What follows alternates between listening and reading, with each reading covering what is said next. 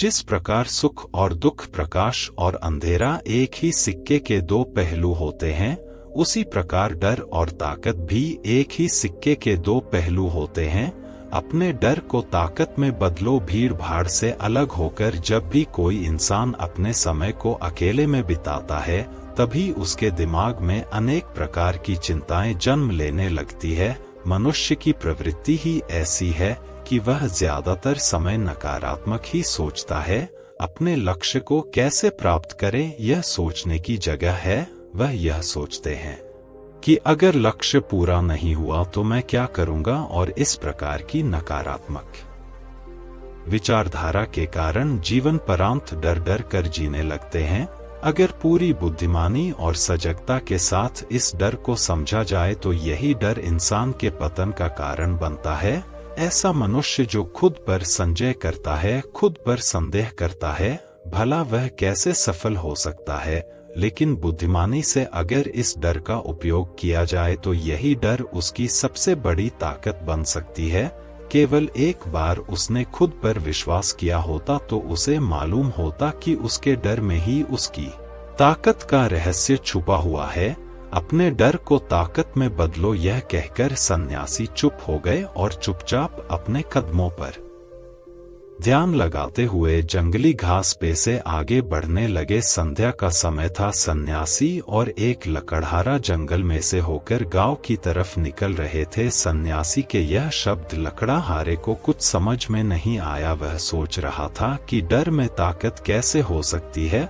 डर तो आदमी को कमजोर बनाता है। अपने मन की उत्सुकता को जब वह काबू नहीं कर सका तो उसने सन्यासी से पूछा कि महात्मा, आप यह क्या कह रहे हैं कि डर में ताकत होती है? डर तो आदमी को कमजोर बनाता है, उसे तो अपना डर दूर करना चाहिए। लकड़हारा अपनी बात पूरी कर पाता उससे पहले ही उसे एक शेर की दहाड़ सुनाई दी। लकड़हारे का रोम रोम कौप गया। उसके खड़े हो गए जंगल से आती एक एक आहट उसे साफ सुनाई दे रही थी। उसके कदम वहीं पर जम गए थे। वह भाग भी नहीं पा रहा था। उसे पता था कि थोड़ी सी हरकत उसकी जान जोखिम में डाल सकती है।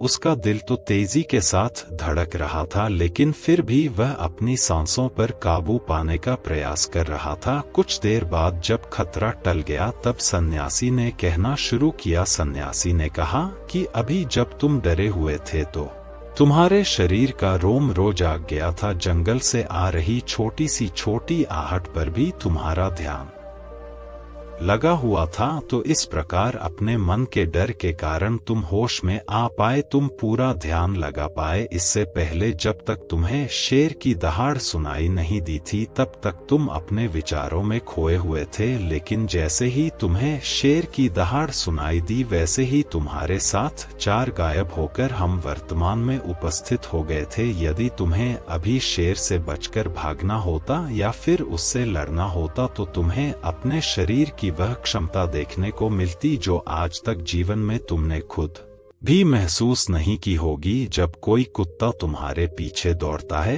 उस समय तुम हारी जो रफ्तार होती है वह तुम्हारी आम जिंदगी से कहीं ज्यादा होती है। साधारण जीवन में तुम इतने तेज नहीं दौड़ पाओगे जितना कि एक कुत्ते के सामने दौड़ पाओगे। यह ताकत या कहे कि हमारे शरीर की क्षमता अब भी देखने को मिलती है।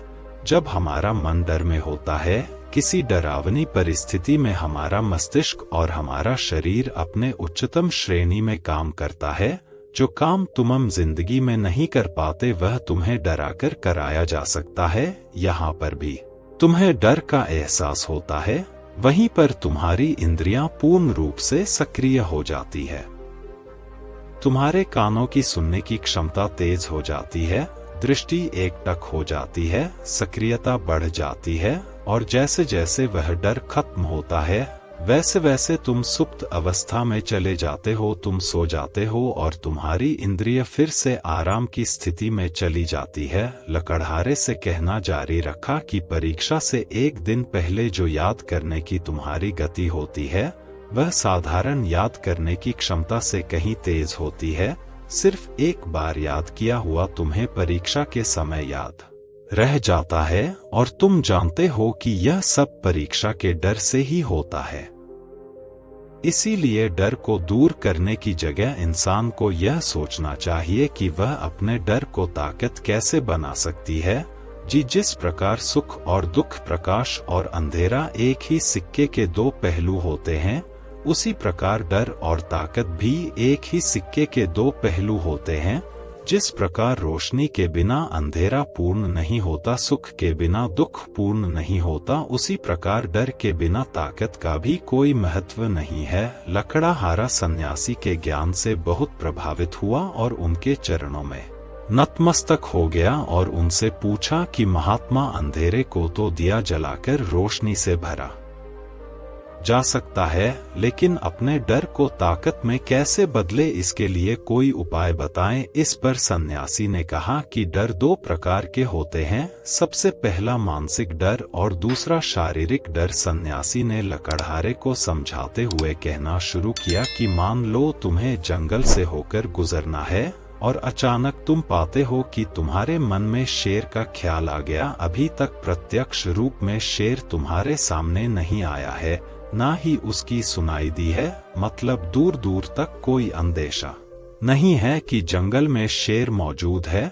लेकिन शेर का ख्याल आने से तुम्हारे मन में एक डर पनप गया। अब तुम्हारा उठने वाला एक एक कदम उसी डर से अभिभूत होगा। हर समय तुम्हारे मन में यही ख्याल चलेगा कि कहीं शेर ना जाए। यह शेर वर्तमान में तुम्हारे सामने नहीं है, यह तुम्हारी बहुविषयक की कल्पना है। इसी प्रकार जो मनुष्य अतीत और भविष्य की चिंताओं में डूबा रहता है, वह मानसिक डर का शिकार होता चला जाता है। इसी विडंबना के कारण वह अपने जीवन में जितना भी निर्णय लेते हैं, वह सारे मानसिक डर से ग्रसित होते हैं। इसीलिए ज्यादातर मनुष्य पूर्ण रूप से अपने निर्णय पर भरोसा नहीं कर पाते हैं, और यही निर्णय या फिर फैसले जो आधे मन से लिए जाते हैं, मनुष्य के कार्य को पूरा नहीं होने देते। लेकिन यह भी सत्य है कि मानसिक डर के कारण ही इंसान अपनी तैयारी पूरी करता है। अगर तुम्हारे मन में शेर का ख्याल नहीं आएगा तो तुम शेर से सुरक्षा के लिए कोई भी कदम नहीं उठाओगे, लेकिन अगर तुम्हें शेर का ख्याल आ गया तो तुम उससे सुरक्षा के लिए कोई ना कोई तरीका जरूर अपनाओगे। तो इसीलिए मानसिक डर बेकार नहीं होता, वह आपकी सुरक्षा को और ज्यादा मजबूत भी करता है। लेकिन समस्या तब शुरू होती है जब आप चाहकर भी कुछ नहीं कर सकते, लेकिन उसके बावजूद आप मानसिक डर झेल रहे होते हो। उदाहरण के लिए, कुछ मनुष्य हमेशा यह सोचते रहते हैं कि उन्हें कोई बीमारी ना हो जाए, कहीं उनके साथ कोई दुर्घटना घट जाए, कहीं उनके साथ कोई धोखा ना कर दे। लेकिन इन सब घट पर उनका कोई जोर नहीं होता है, यह उनके हाथ में नहीं होता है। अगर दुर्घटना होनी होगी तो होगी ही, अगर बीमारी होनी होगी तो होगी ही। अच्छा खानपान और अच्छी दिनचर्या का पालन करने के बाद भी अगर कोई मनुष्य बीमार हो जाता है तो यह उसके नियंत्रण के परे की बात है। अपनी तरफ से उसने पूरी कोशिश की और यही उसका कर्तव्य था, उसमें कोई कुछ क्या कर सकता है। जो घटनाएं इंसान की पहुंच के परे होती है, वह उनसे भी परेशान होता रहता है, उनसे भी उसका का मन घबराता रहता है, और यही मानसिक डर उसके पतन का कारण बनता है। और यही मानसिक डर अगर सही तरीके से इस्तेमाल किया जाए तो मनुष्य समझदार और अनुभवी कहलाएगा। जो इंसान यह सोचता है कि कांटे सिर्फ दर्द देने के लिए ही बने हैं, वह यह भूल जाते हैं कि कांटे ही फूलों की रक्षा करते हैं। इसी प्रकार एक ज्ञानी मनुष्य किसी भी चीज का उपयोग अपने सकारात्मक तरीके से कर सकता है, लेकिन एक अज्ञानी मनुष्य है अपनी अज्ञानतावश उन चीजों को भी छोड़ देता है जो उसके लिए उपयोगी होती है। विवेकशील मनुष्य फेंके गए पत्थरों का भी महल खड़ा कर लेता है, लेकिन एक अज्ञानी मनुष्य उन पत्थरों को दूसरों पर फेंकता रहता है। अगर किसी मनुष्य को अपने मानसिक डर को ताकत में बदलना है तो उसके कुछ नियम हैं, कुछ उपाय है। सबसे पहला उपाय, अपने विचारों का निरीक्षण। अगर हम अपने जीवन में अपने विचारों का निरीक्षण करेंगे तो हम पाएंगे कि ज्यादातर विचार हमारे काप होते हैं, और इसीलिए जो डर उन विचारों के कारण पनपता है वह भी काल्पनिक होता है। ज्यादा सोचने वाले लोगों को जब सोचने के लिए कुछ नहीं मिलता तो वह निरर्थक बातों के बारे में सोचने लगते हैं, और वह बेकार के विचार उसे तो परेशान करते ही हैं, साथ ही साथ उसके परिजनों को, उसके सगे संबंधियों को भी परेशान करते हैं। इसीलिए ज्यादा सोचने वाले लोगों को यह समझना चाहिए कि मन में उठ रहे तमाम विचारों में से काम के विचार कौन से हैं और बेकार के विचार कौन से हैं। जो निरर्थक विचार हो उन्हें दूर करते जाओ, और जो सार्थक विचार हो उनको गहराई से सोचना शुरू करो, तभी तुम्हारे समस्या और उलझनों के उपाय निकलेंगे। मानसिक डर को दूर करने का दूसरा उपाय है उसका सामना करना। इसका मतलब यह नहीं है कि तुम शेर के सामने जाकर खड़े हो जाओ, बल्कि इसका मतलब यह है कि पूर्ण सुरक्षा के साथ तुम जंगल में जा रहे हो। यदि जंगल में जाना बहुत आवश्यक है तो तुम शेर के डर से अपने घर पर नहीं बैठ सकते हो। इसी प्रकार मनुष्य के जीवन में बहुत सारे डर होते हैं, जैसे कि परीक्षा का डर, लक्ष्य ना पाने का डर, झूठ बोलने का डर, सच के पता लग जाने का डर, अपनों को खो देने का डर, दुर्घटना हो जाने का डर। लेकिन जैसे जैसे समय के साथ इन डरों का सामना किया जाता है, वैसे वैसे यह डर जीवन से दूर होते चले जाते हैं। अगर तुम इनसे बचने का प्रयास करते हो तो यह जीवन भर तुम्हें सताते रहेंगे। यह तभी दूर हो सकते हैं जब तुम इनका सामना करो। कुछ लोगों को तो दूसरों के सामने खुलकर बात करने में भी डर लगता है। ऐसे लोगों को अनजान लोगों से बात करनी चाहिए। जितना ही वह लोगों से बात करेंगे उतना ही उनके मन का डर दूर होता जाएगा। मानसिक डर को ताकत में बदलने का तीसरा उपाय है अपने डर को स्वीकार करना। बहुत से लोग अपने जीवन में अपने डर को स्वीकार ही नहीं कर पाते। अगर आप उनसे पूछेंगे कि उन्हें किस चीज से डर लगता है तो वह सा इनकार कर देंगे कि उन्हें किसी चीज से कोई डर नहीं लगता। लेकिन दूसरों की नजरों में ऊंचा उठने के लिए यह झूठ उन्हें बहुत महंगा पड़ता है। अगर वह अपने डर को स्वीकार करना नहीं सीखेंगे तो वह जीवन पर्यंत उस डर से मुक्त नहीं हो पाएंगे। इसीलिए समझदारी इसी में है कि अपने डर को स्वीकार कर लिया जाए। अगर आपको किसी चीज से डर लगता है तो किसी से शर्माने की या झिझक की जरूरत नहीं है। हर मनुष्य को, हर इंसान को किसी ना किसी चीज से डर लगता ही है, और आप पाएंगे कि जैसे ही आप अपने डर को स्वीकार करते हैं वैसे ही आपका डर खत्म होना शुरू हो जाता है। और जितना ही आप अपने डर को छुपाने की कोशिश करेंगे आपका डर उतना ही मजबूत होता चला जाता है। यह सारे तरीके हमारे मानसिक डर को दूर कर सकती है, लेकिन शारीरिक डर को दूर करने के लिए तुम्हें दूसरे तरीके अपनाने होंगे। सबसे पहले यह समझो कि शारीरिक डर कौन सा होता है।